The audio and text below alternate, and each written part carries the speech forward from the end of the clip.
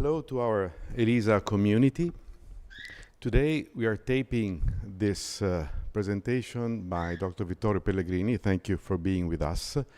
This is part of our ELISA Unfolds activity.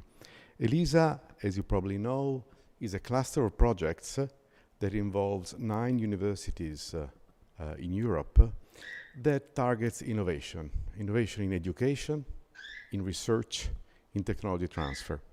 It's a cluster of projects, as I said, and today we are focusing on the activities of ELISA Unfolds, whose objective is that of favoring a larger impact of universities on society through technology transfer, spin-offs, startups, etc. One of the activities is that of creating examples, informing our community of success stories in various situations. Today, from Scuola Normale in Pisa, we are talking about BeDimensional, among other things, a company whose CEO is our speaker today. Vittorio Pellegrini is a physicist. In fact, he got his PhD from Scuola Normale Superiore, but he worked in a number of different environments, private, public. Right now, he is CEO, as I said, of this company, and it's one of the stories he'll tell us about, a success story of an intuition coming from research that transforms into a company, that transforms into jobs and economics and innovation for the country. So a good example for all of us. And thank you again, Vittorio, for your presentation. The floor.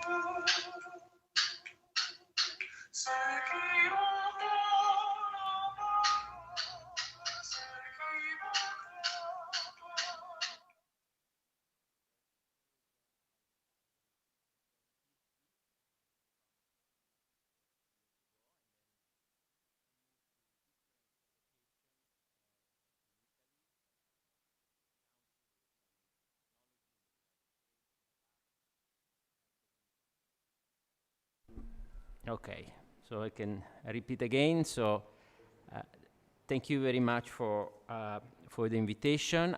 It's a pleasure to be here in Scuola Normale. And indeed, as Fabio said, I got a PhD a few years ago here. And then I moved to different locations in Italy and outside, National Research Council, the Italian Institute of Technology, Bell Labs in New Jersey, and I will be talking about some innovation coming from there, and Columbia University. So it's a pleasure to offer my view on this path from discoveries or research to innovation within this ELISA project, this European project, and also to all of you that are attending this conference. So very, very happy and very honored to be with you.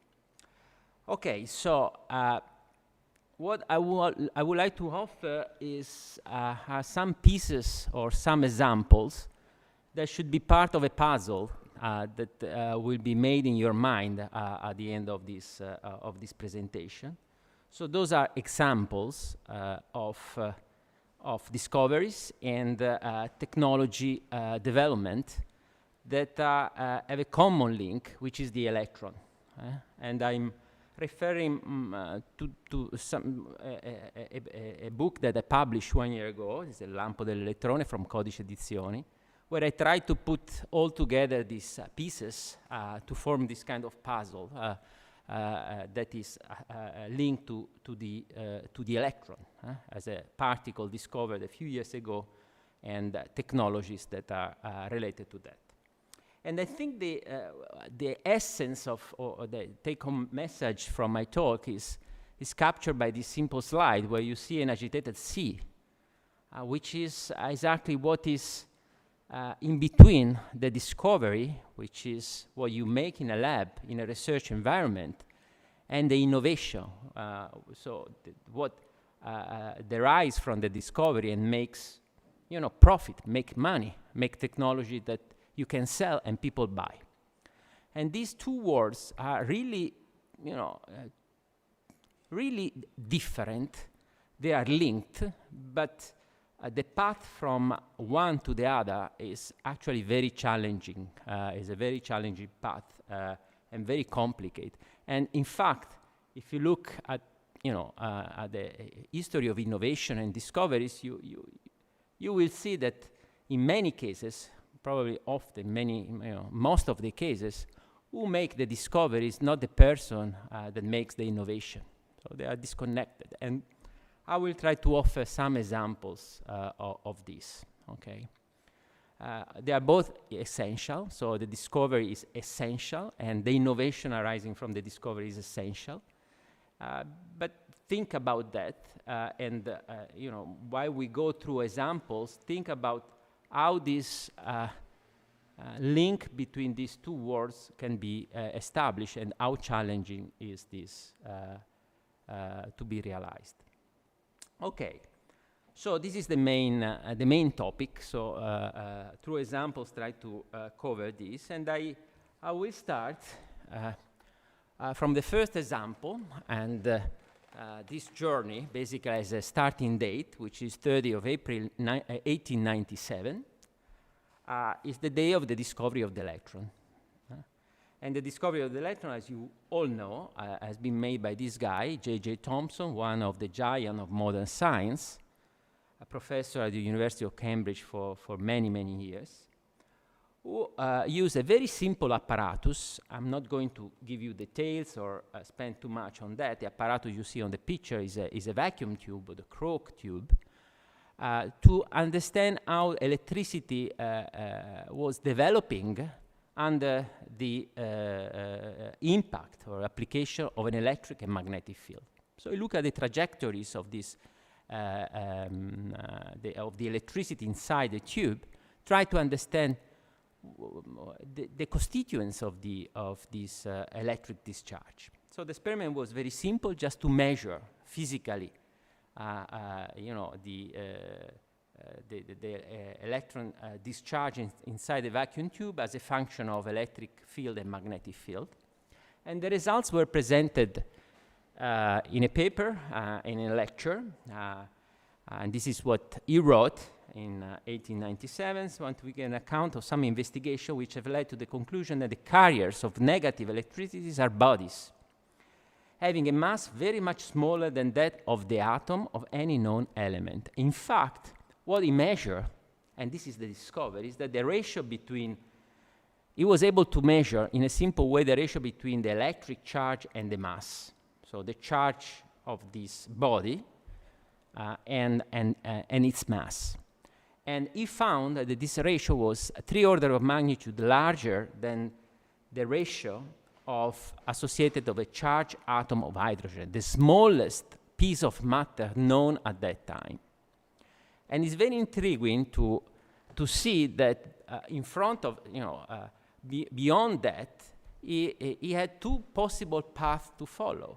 Either to say that the mass of the body was much smaller than the mass of the charged hydrogen atom, so actually 1,700 times smaller, or just the electric charge was much larger than the electric charge of the charged hydrogen atom. And he followed the most intriguing, most challenging, most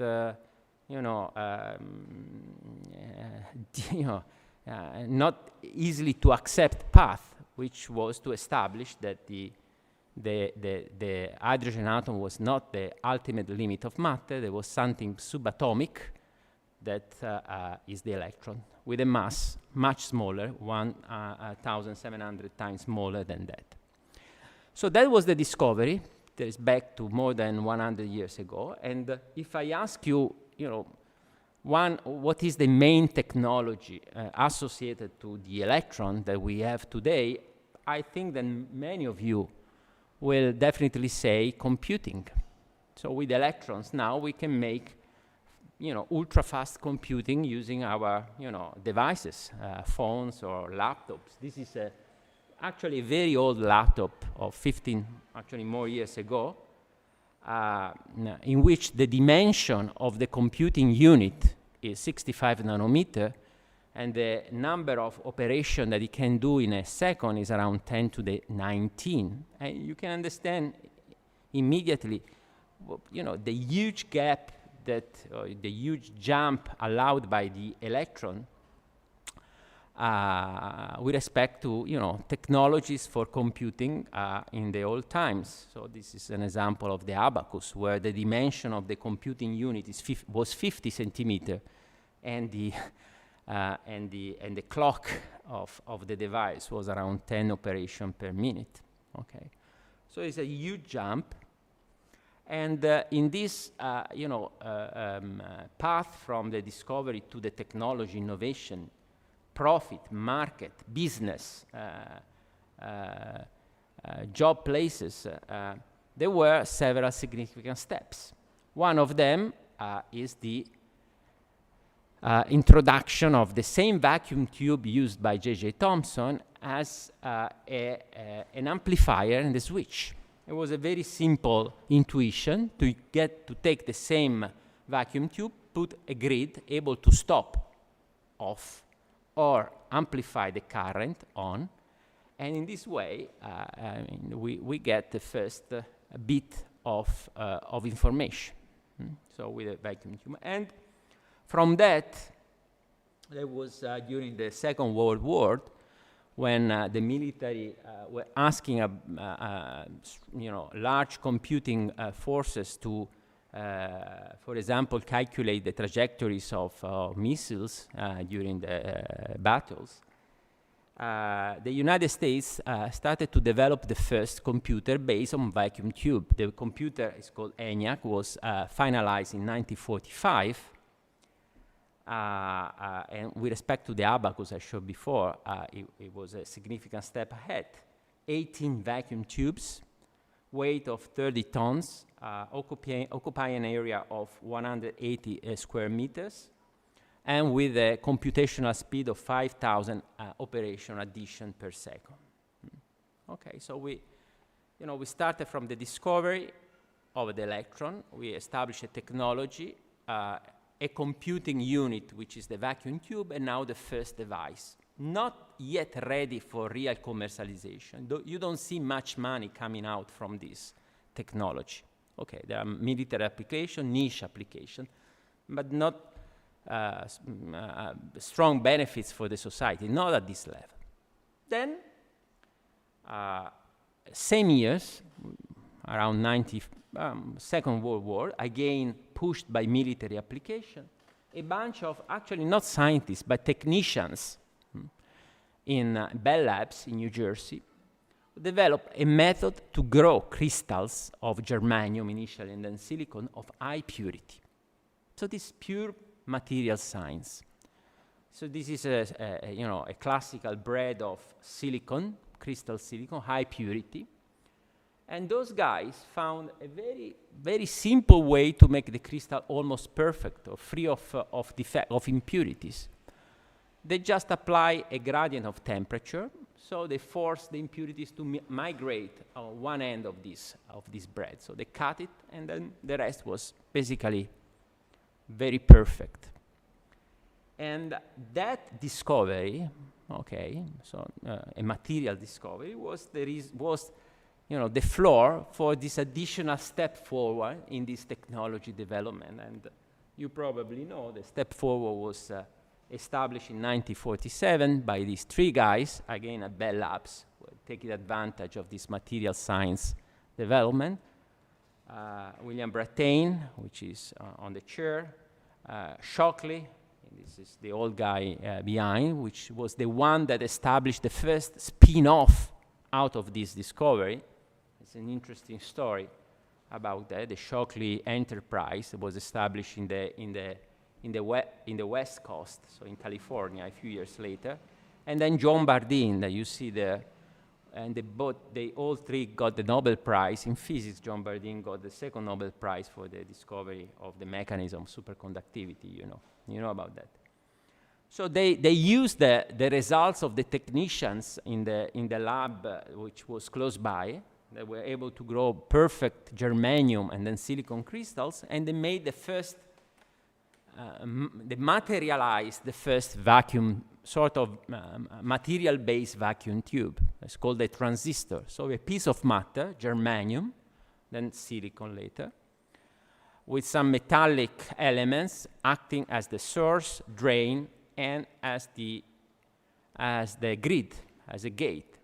And this device, now all solid state, with a dimension of few centimeters, was able to do exactly what the vacuum tube was doing years before. So stop or amplify current. So this computing unit. And that is the breakthrough in this path from discovery electron to technology and innovation, because this breakthrough allowed to make this technology ready for the market, for business, so making profit. And in fact, so soon after the discovery, so many companies were born, Texas Instruments, all of them, and for historical reason, they started to populate a valley in the West Coast, very close to Berkeley, now well known as the Silicon Valley, and now all of them have been replaced by the big players of the information business, Google, Facebook, so on and so forth. And they start to sell things. And one of the first devices that make an impact for society, and that's the reason of this slide, was the radio. The radio before the transistor era was a huge device, maybe 1 meter long, made by vacuum tubes, that was placed in the center of a house, impossible to be moved. But with those transistors, with these miniaturized elements, it was possible to make a portable radio.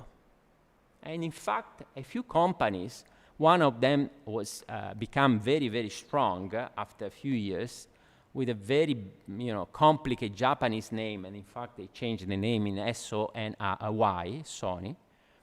Well, they started to make portable radios, and in the United States, especially in the East Coast, those portable radios become very popular with young people, and they were they allowed to move the music from the house, from the interior into the street. And that's the reason of the fact that many things happened, including the burn of the rock and roll, and this is the reason of this slide. Okay, and this is of course not the end of the story. You all know that other key steps were made in this path, again, from the discovery to innovation. The first one was the invention of the integrated circuit by John Kilby, 1958. So the idea of not placing individual computing element, transistors, separated, disconnected, but placing them on the same bar, built on the same pieces, so this integrated circuit. I would say the first microprocessor in 1971 incorporating 2,300 transistor, and Federico Fagin is considered one of the father of that invention. Dimension now from centimeters to 10 micron, clock of 0.7 megahertz, until now, where we are able to place billions and billions and many billions of transistors in a single chip or integrated circuit, able to with the dimension of the computing unit down to 6 nanometer, and a power of computing of 6 gigahertz, okay, which is somehow incredible. So you see this evolution that moved along two directions. The first one is to decrease the dimension of the computing unit from centimeters to nanometers, and the second one reduced the cost, which made the technology more available for market, for making profit, you know. And now we know that, you know, in those years, you know, several thousand billions companies were born, and they are still alive and they still offer technology. And this is very intriguing. I think it's very interesting to, and you probably know, many of you know, that this evolution, this path in which dimension of the computing unit and cost were evolving over time, I mean, this evolution was captured by a very simple law from a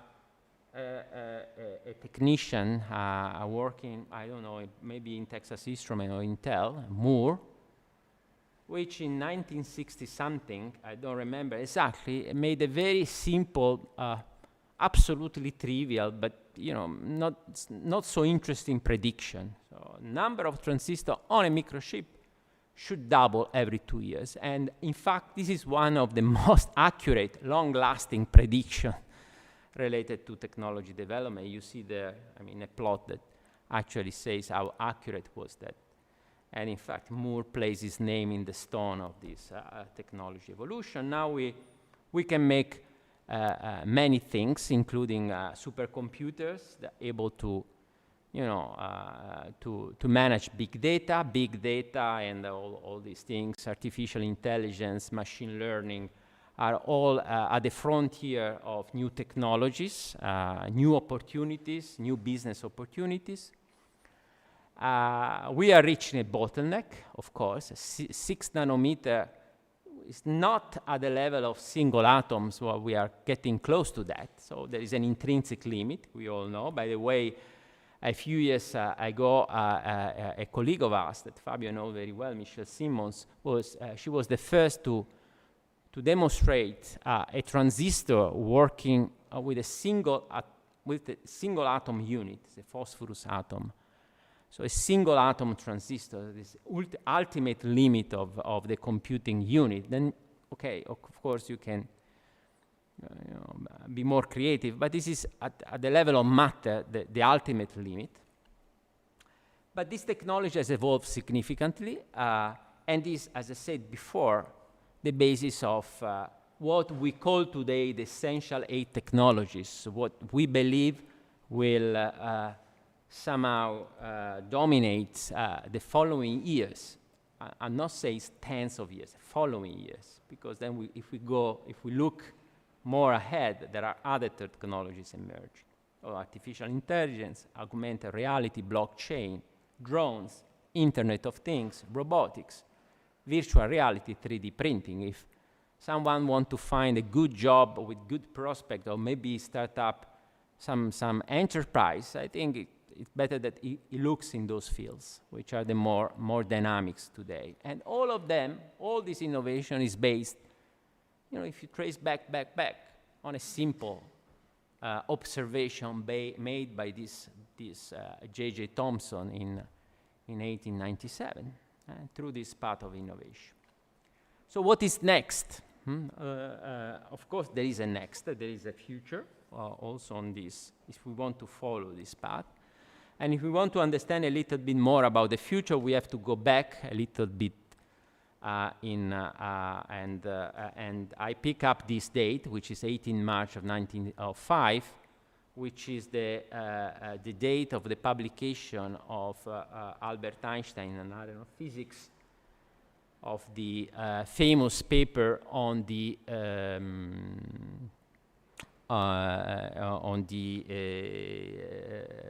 how's it called? Photoelectric, thank you. Photoelectric effect.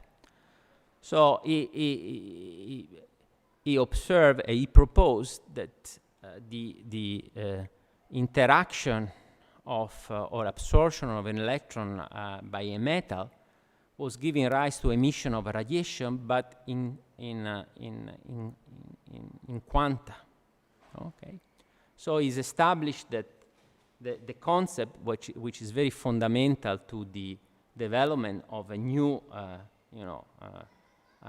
alphabet of nature, which is the quantum mechanics, that the light, that is a wave, of course, behaves as a particle under certain circumstances. So this is the photoelectric effect, and Albert Einstein won the Nobel Prize for this observation, not for the establishment of the special or general relativity. So that was the first step of, again, a new journey that in few years, from 1905, revolutionized the human thinking. And of course, we can pick up many people there. Max Planck, for example, which is the guy that introduced the concept of quantum, of energy quantized to explain the black body radiation. But the second person in this picture, I think, established a new milestone on this path. It was very young, I think 23, 24. Was working for the, trying to make the dissertation for his thesis.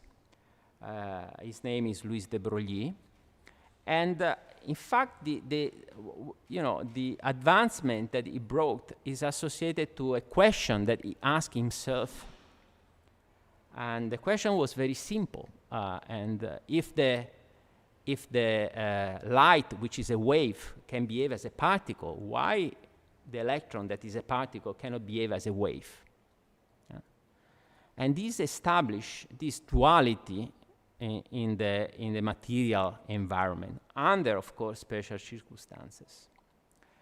And that was a significant step. Einstein recognized immediately the power of this simple dissertation of this young student that then got, of course, the Nobel Prize. And thanks to this new knowledge, many things were able to be achieved, including a new a new equation for this new quantum mechanics. But I pick up as a third person in this 20 years revolutionizing era, the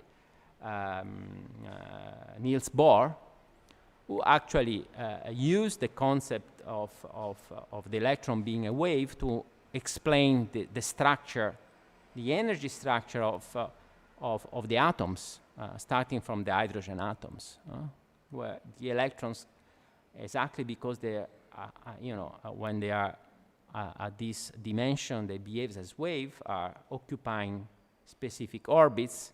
They can jump from an orbit to another, and that is, in principle, explain the structure, even the fine structure of the atoms. A sort of, as Einstein was saying, the highest musicality in the human thinking. This picture came many, many years later.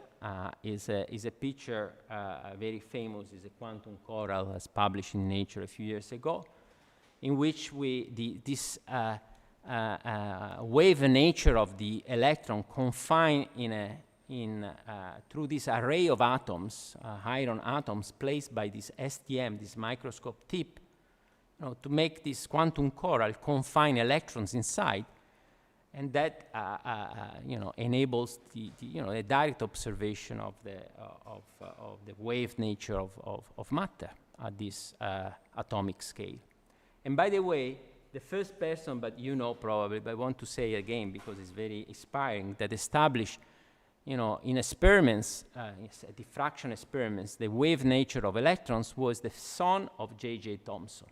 So basically, in the same family, you have the father who discovered the electron as a particle, and the son who discovered the electron as a wave, and they were both right. And this is the essence of quantum mechanics, basically, and this is also the essence of a new technology, which potentially can go beyond the bottleneck of the single atomic limit that I introduced before. Is a technology based on quantum computation, on quantum mechanics. Technology that has been made possible, especially in the last few years, by the discovery of few groups around the world that you can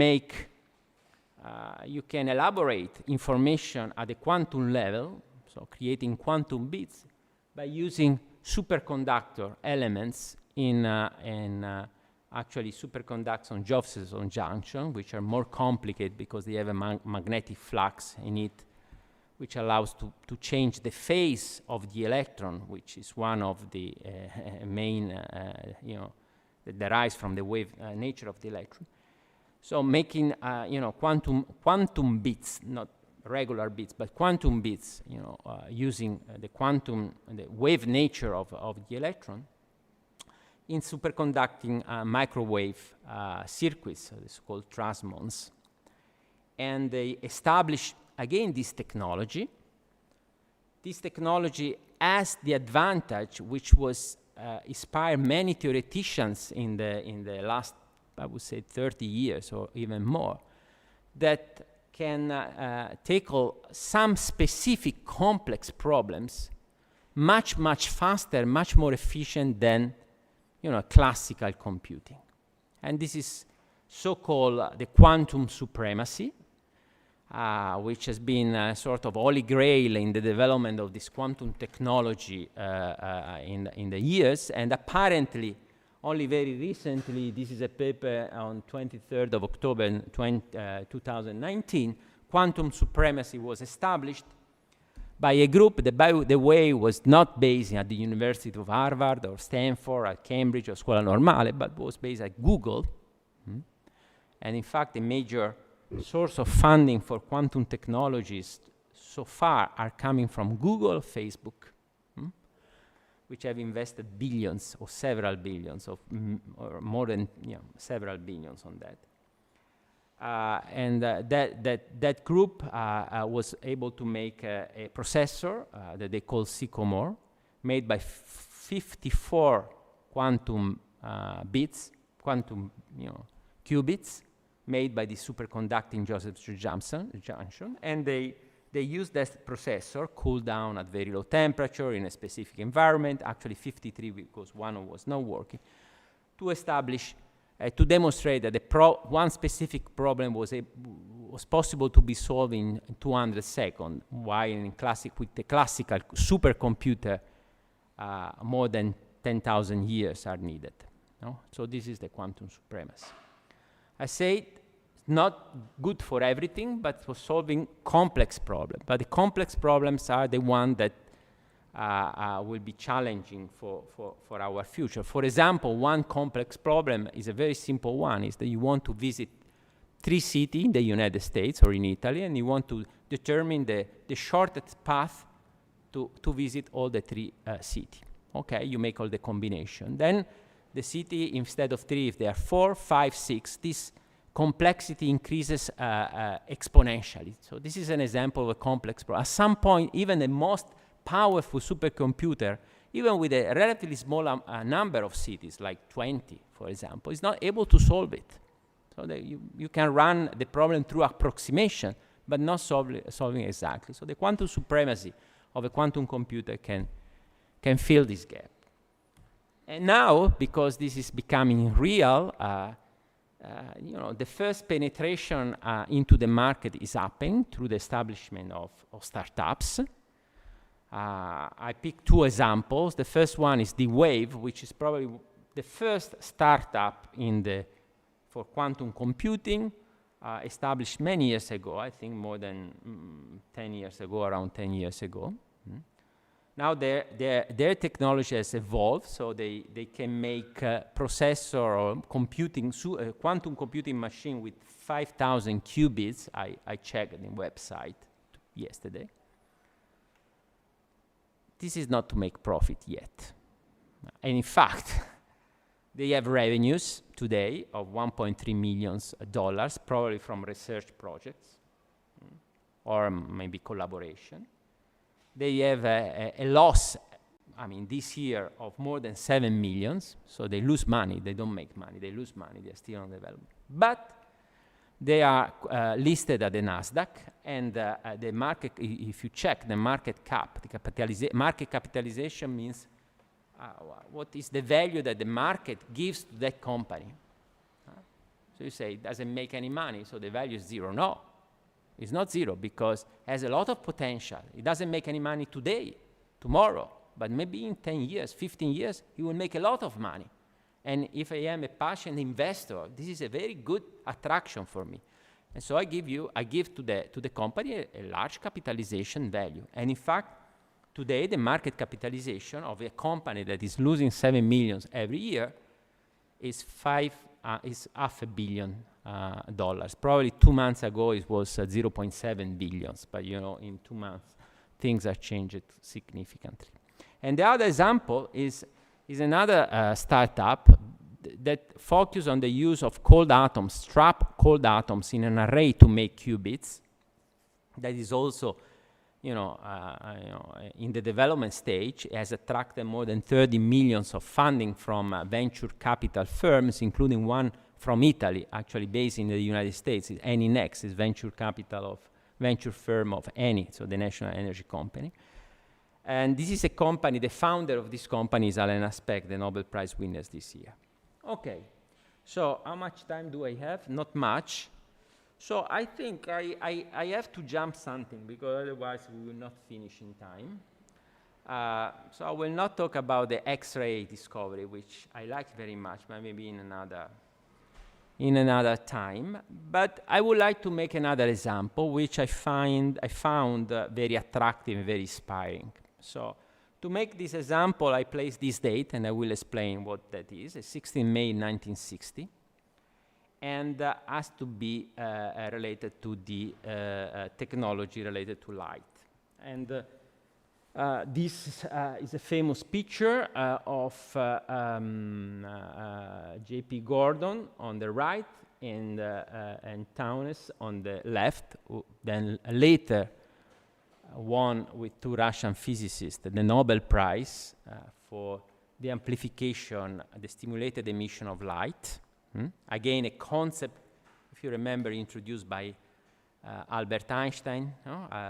So the possibility to have stimulated emission, then later become, in the years real, the possibility to make a population inversion in some energy levels in some materials or molecules, which at that time was very counterintuitive, because it was a sort of negative temperature. In fact, if you read the first experiments on population inversion in ammonia, I think the title says a negative temperature observed in.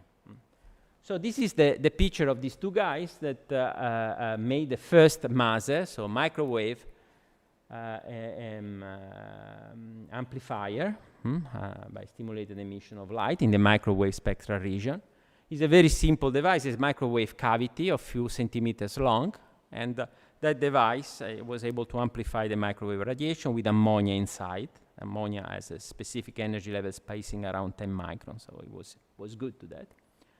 It was a very good discovery at Columbia University, so in the research lab, with not much technology prospect. In fact, I would say there's not much, real business that came out from this discovery. But soon after this, Townes himself, but many others, realized that bringing this idea to the visible part of the spectrum was actually, extremely important, and with possible, again, application, maybe military, but who knows? And that created a lot of research activities. And on the 25th of October 1957, something very peculiar happened. This is the true story, actually. It's not a novel. So this Gordon Gould was at that time was a student at Columbia University. Was not a good student. Was searching for making a thesis, a research thesis to get graduation. But it was, more interested in making parties with people than studying and getting graduation as soon as possible. And in addition to that, he was also sympathizing for some communist ideas and communities. But nevertheless, he jumped into the office of the big professor Townes, the inventor of the maser. Maybe probably asking for to work on this idea of bringing the maser into visible light. And actually, I mean, if you read, there is a lot of literature on that. Apparently, the meeting lasted for a couple of hours. And actually, nobody knows what happened during these 2 hours. But after that, a couple of days after that, this guy wrote a note, which is reported there, where, he explained a simple idea of making, a cavity with 2 mirrors with a spacing 100 times the wavelength of visible light, 1 mirror semi-transparent. And then he did something that, it was a game changer. It was just a simple thing. He changed the letter from M to L. It's written there, laser. Then he went to the Bronx, which is not far from Columbia University, and there this guy knew a lawyer that put a stamp saying, okay, this is your idea. So it's a sort of patent. So I read about that because, this saga, started there and continued for many years. So what happened is the town has started to work on this idea in the Columbia environment, trying to establish the laser using a mixture of helium and neon gases. It was not working. It was very complicated. But a few years later, people understood how to make that. In fact, helium-neon became a very powerful laser device.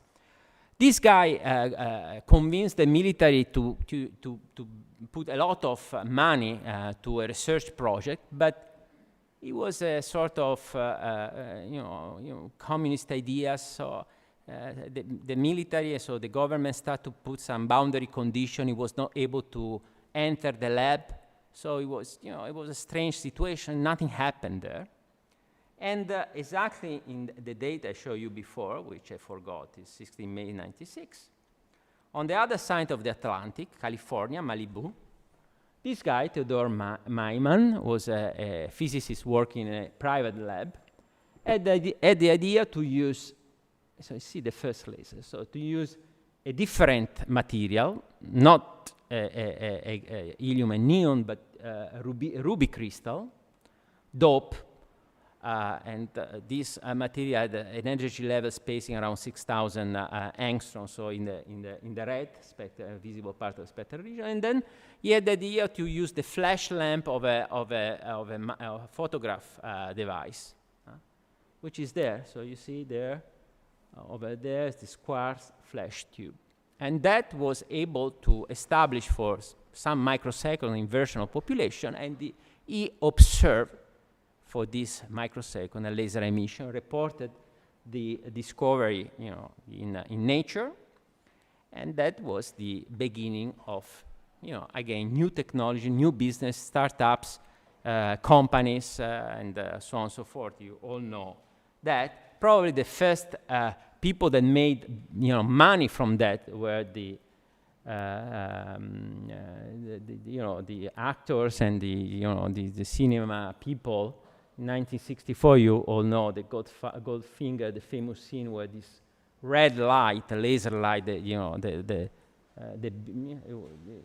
was, trying to cut a leg of the poor James Bond. Okay, so let me now go very close to the final part of my presentation. So 9 minutes, 10 minutes, I can do that. Thank you. And I want to talk about what I do and what I did related to this new material, graphene or two-dimensional crystal. Before doing that, I want to make a very short story telling you that when you make or people create a new material, it's different creating a technology, a laser, it's actually new material. The path from making a new material and using that material for commercial application can be extremely long. And an example of that is aluminum. Probably many of you don't know that aluminum was discovered by, could be produced from electrocatalytic reduction of alumina from this French chemist, Humphrey Davy, in 1808. And only, I would say, 20 years later, Friedrich Wöhler discovered how to make this aluminum in a in a significant way, 30 grams. Okay, probably the material or the crystal was not so pure, but 20 years took to jump from the discovery in the real research environment to something that looks like an initial industrial production, 30 grams, 20 years. And we had to wait 30 more years for the real first breakthrough, which is the first industrial production of aluminum, a few tons per year, by the scientist and entrepreneur Henri St. Clair Deville, 1856. So you already understand 50 years or more or less to get from the discovery in the lab to some industrial production. To do what? We don't know. And in fact, the first application of aluminum were to make coins, for example, luxury items. And there is an interesting statement by St. Clair Deville. There is nothing harder than to make people use a new metal, new material. Luxury items and ornaments cannot be the only sphere of its application, he wrote. I hope the time will come when aluminum will serve to satisfy the daily needs. And if you were at that time establishing a spin-off, claiming that you are able to make aluminum in tons scale without knowing what to do with that material, probably you could become already quite rich, because potential. For sure, it can be used for something more interesting than making coins. And the real final breakthrough that brought this discovery into market, business, profit, job places, was made by two guys independently, one in Switzerland and the other one in Pittsburgh. And they basically established, discover, optimize a new method of production, lowering the cost, increasing the purity of the metal, bringing the production to 100 tons per year. That is almost close to the end of the century. And at that time, not before, at that time, people realized the real application of these materials, which was not making coins or ornaments for women or men, but making engines for cars, sport cars. You can see a beautiful Benz sport car for rich people, 1889. And making airplanes. And that was the killer application, and boom, we had the business based on aluminum, and still today, in one of the major business, even in Italy, north of Italy, or in many parts of the world. And graphene I think, is following the same path with some differences. Graphene has an interesting story because it's a material, which is a two-dimensional material, that originates from a very old material that was discovered, the reason of the ship, it was discovered in UK, north of UK, Lake District, in 1560, more or less. People discovered this material, graphite. It was not called graphite, they didn't know what it was. But with this material, they were able to mark animals in a way that was not possible before.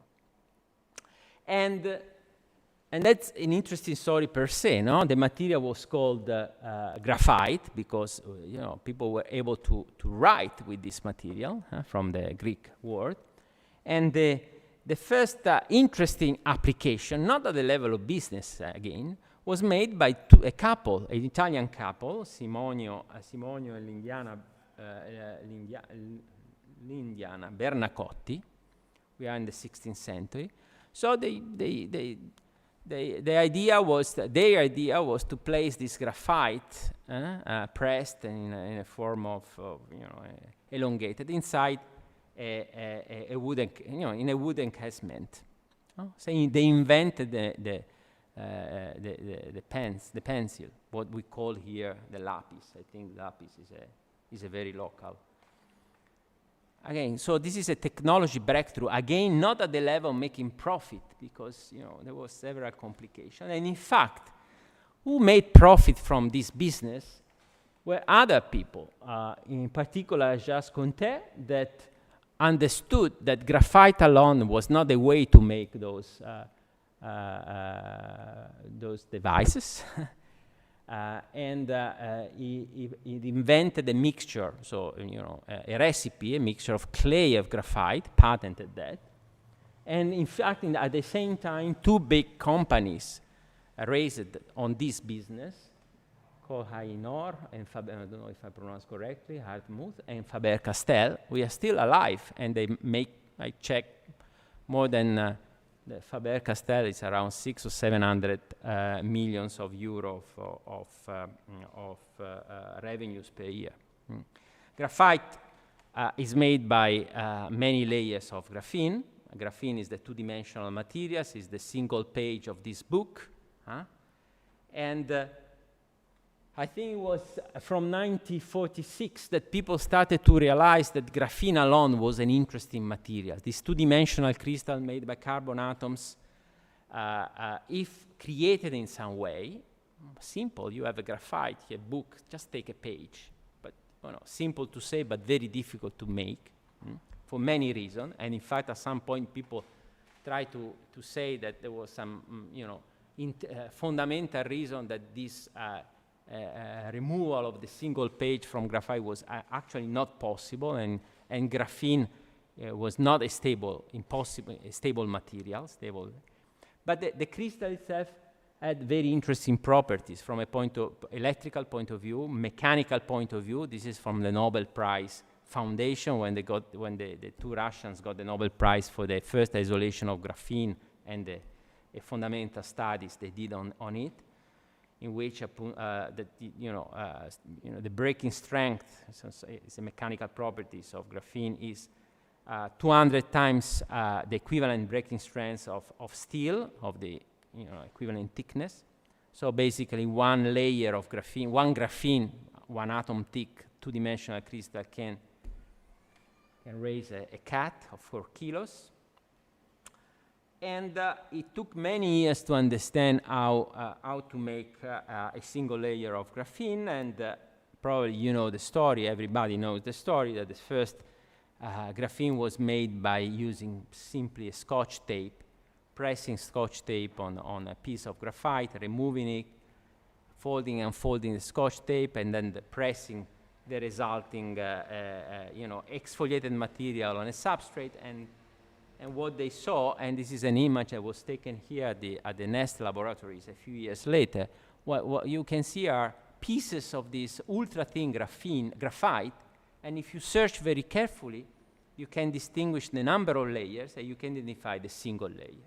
So this is a single layer, then you see a two layer, which is more bold on the left part of the figure. And if you do a very advanced STM imaging technique of graphene, this is what you get, a corrugated surface. So it's not super flat. So from that point of view, the mathematicians that were working on this problem were somehow right.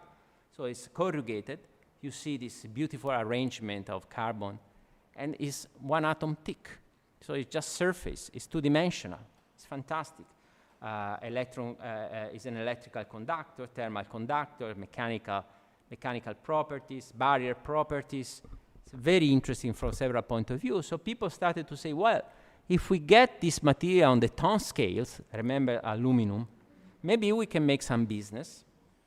And okay, there were, as for aluminum, some gadgets that were made in this process.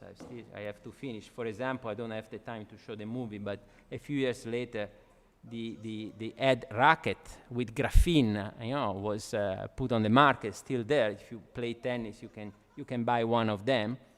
But those applications are like the coins for aluminum. Just the initial application. Graphene is not for that. So to go beyond that, you need to develop method for a large-scale production. This is what I did together with colleagues a few years ago. We developed a method, we patented, we published it, and then based on that, we spin off a company, which is BeDimensional. 2016, BeDimensional, based on this method, was a single-person company, and today is a company that has around 30 people, has a production plant We are producing, not very large amount of material, but, a significant amount. And we are developing some technology, which is the killer technology, which is the equivalent of the airplane for aluminum. I don't know. But what we are working on, and I believe is probably the reason why, if it is of success, BeDimensional will be a success, is the application in lithium-ion batteries. Again, I don't have the time to go into the details. You see the first battery by Alessandro Volta and the current technology that was awarded by the Nobel Prize. The lithium-ion batteries that you have in your phone make use of graphite.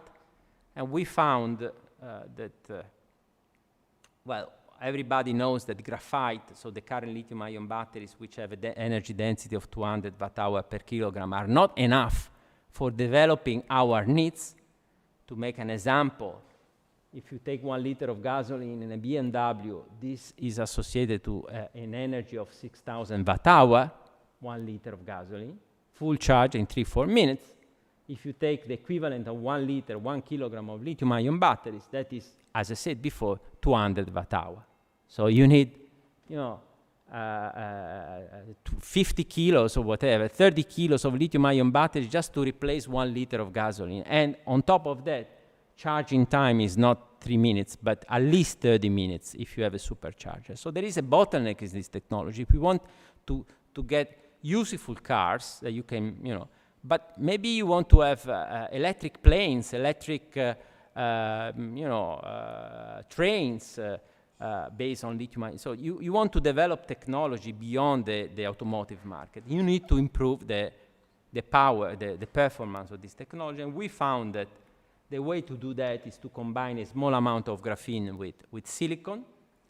Of course, that requires the establishment of a value chain, collaboration with companies that make silicon, companies that make batteries, testing, prototyping.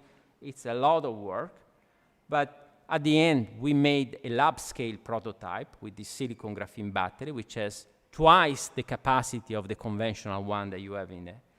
And with a company that is well-known, that Varta, we made the first product that is not yet commercially available, which is the micro battery that you find in our air plugs. The iPhone air plugs have incorporated the micro battery of Varta, not yet commercialized, but hopefully will be commercialized at the beginning of the new year. So this is, the way we want to bring this new material into the market. I think I will stop here. Again, as I said before, this is not a complete story. These are what I offer to you, I share with you, are pieces of a puzzle, examples that can be put together because there is a common element, which is the electron. But of course, it's not a complete story, but I think you can get from those examples, you got some feeling of what is, how exciting and challenging is this, path that brings discoveries into the innovation world. Thank you very much.